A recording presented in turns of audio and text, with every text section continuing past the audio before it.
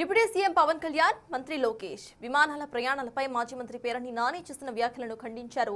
Yalamanchili MLA Sundarapu Vijay Kumar విమానాలు కూలిపోవాలని కోరుకోవడం హేయమని, YCP నాయకులు కాస్తైనా పద్ధతిగా మాట్లాడాలని సూచించారు. ఆలోచన విధానాలు సరిగా లేకపోవడం వల్లే వైసీపీకి 11 సీట్లు మాత్రమే పరిమితమైందని విమర్శించారు. మరింత సమాచారం మా ప్రతినిధి రాజు అందిస్తారు.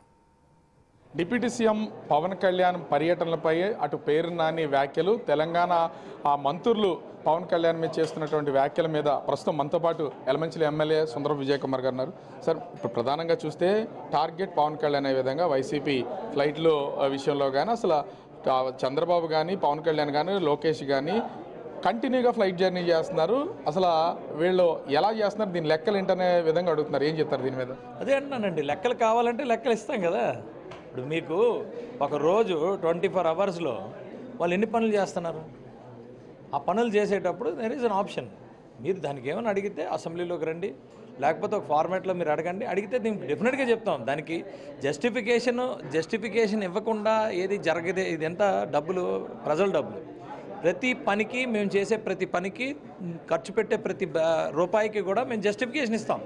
నచ్చలేదనుకోండి మీరు రండి, అసెంబ్లీలోనే గలమెత్తండి. అంటే ఈ ఖర్చు ప్రభుత్వం ఖర్చా, పవన్ కళ్యాణ్ సొంత ఖర్చులా, సొంతగా ఫ్లైట్లు వేసుకు తిరుగుతున్నారా, ప్రైవేట్ ఫ్లైట్స్ అనేది? పవన్ కళ్యాణ్ గారు అన్నీ కూడా సొంత ఖర్చులేనండి. పవన్ కళ్యాణ్ గారు మీకు తెలిసే ఉంటుంది, ఎక్కడ కూడా ఆయన వృధా చేయరు ఖర్చులు.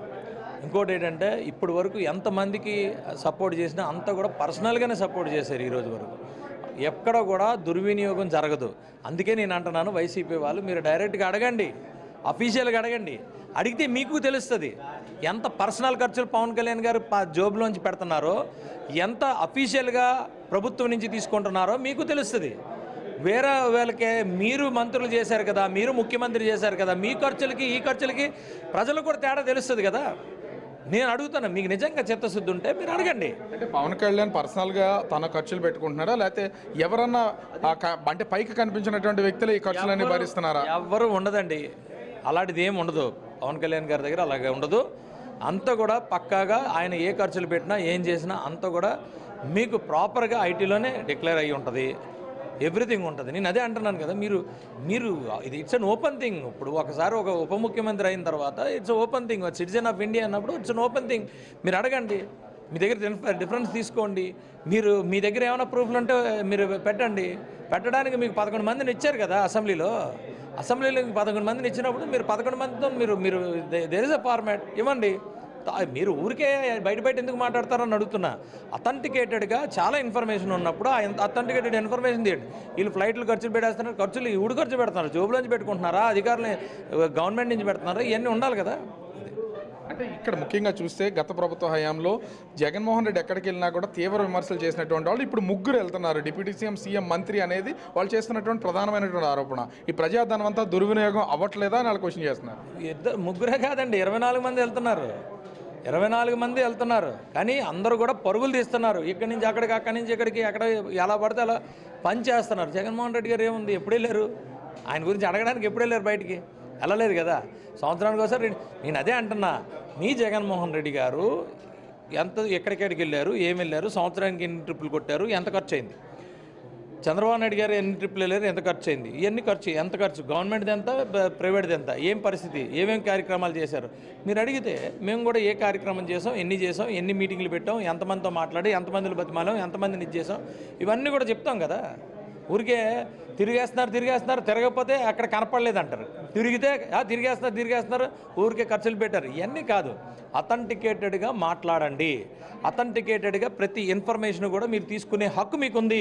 మీకు 11 మంది శాసనసభ్యులు ఉన్నారు, ఎమ్మెల్సీలు ఉన్నారు, ఎంపీలు ఉన్నారు. మీరు అథెంటికేటెడ్గా తీసుకోండి ఇన్ఫర్మేషన్. ఆర్ఎల్స్ మీరు ఒక రాజ్యాంగబద్ధంలో మీరు ఒక పౌరుడిగా ఉన్నారు, భారత పౌరుడిగా ఉన్నారు, మీకు అన్ని హక్కులు ఉంటాయి, తీసుకోండి. అంటే ఇది తీవ్రంగా పవన్ కళ్యాణ్ మీద విమర్శలు చేయడానికి మాత్రమేనా? అంటే ఈ విమానాలు కూలిపోవడం, లేకపోతే హెలికాప్టర్ కూలిపోవడం అనేది మీరు కూడా అంటున్నారు పేరు నాని మీద ఏదో చింతకాయలు రాలవనే సామెతలు చెప్తున్నట్లు. వాళ్ళ మనస్తత్వం అది, వాళ్ళ మనస్తత్వం కుల్లి. ఆ మనస్తత్వంతో ఏదో అయిపోవాలని శాపనార్థాలు ఎవడు పెడతాడు ఇది అంటే అక్కడ అర్థమైపోతుంది కదా ఈ శాపనార్థాలు ఇలా ఇదని.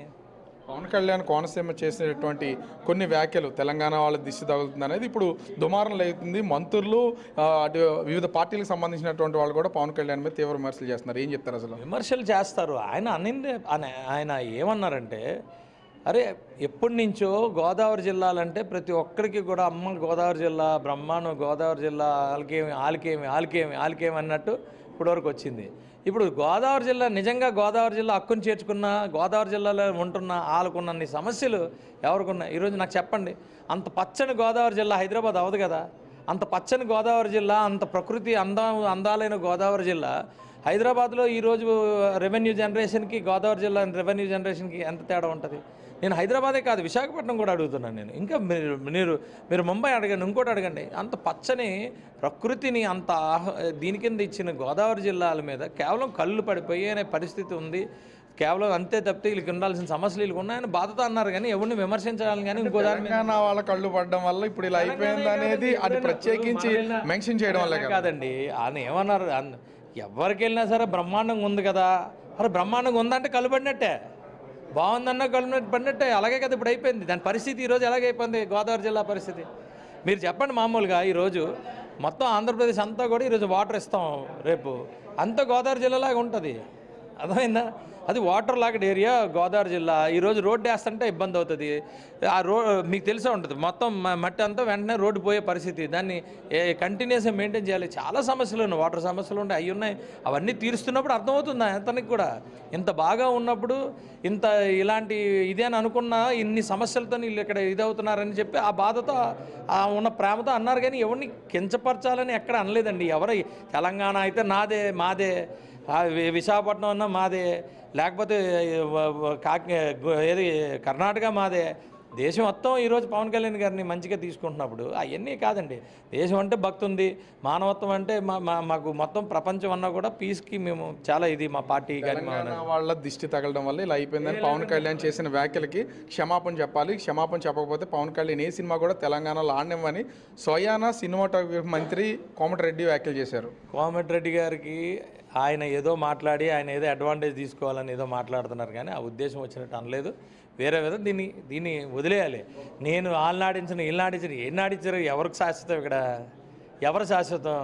అప్పుడు కూడా పేరు నాని గారును అలాగే ఉన్న వాళ్ళందరూ కూడా మేము అది ఆడిచ్చాం అన్నారు. ఎక్కడ ఆడిచ్చారు? ఇప్పుడు ఉన్నారా అధికారంలో? ఇవన్నీ మాట్లాడద్దండి, అవన్నీ మాట్లాడాల్సిన పని లేదు. ఎవరు శాశ్వతం కాదు. ఏమైనా సమస్య ఉంటే మాట్లాడండి. నేను అది ఆడిచ్చాను ఇది ఆడిచ్చాను, నీకు పవర్ దేనికి ఇచ్చారు? ఇవన్నీ ఉండదండి. తెలంగాణ అయినా ఆంధ్రప్రదేశ్ అయినా అందరూ కూడా బ్రహ్మాండంగా ప్రశాంతంగా ఉండాలి, అందరూ ఇది ఉండాలి. ఒక కన్సర్న్తో మాట్లాడామంతే. ఏది ఉత్తరాంధ్ర ఉన్న గోదావరి జిల్లాలో మీద ఉన్న కన్సర్న్స్తో దాని మీద ఉన్న ప్రేమతో మాట్లాడింది తప్పితే ఇంకోళ్ళు ఎవరి మీద విమర్శించడానికి అయితే కాదు. Thank you. అంటే తెలంగాణకు సంబంధించి పవన్ కళ్యాణ్ చేసినటువంటి వ్యాఖ్యలు కేవలం కోనసీమ మీద ఉన్నటువంటి కన్సర్న్తో తప్ప తెలంగాణ ప్రజలను కించపరిచే విధంగా కాదు.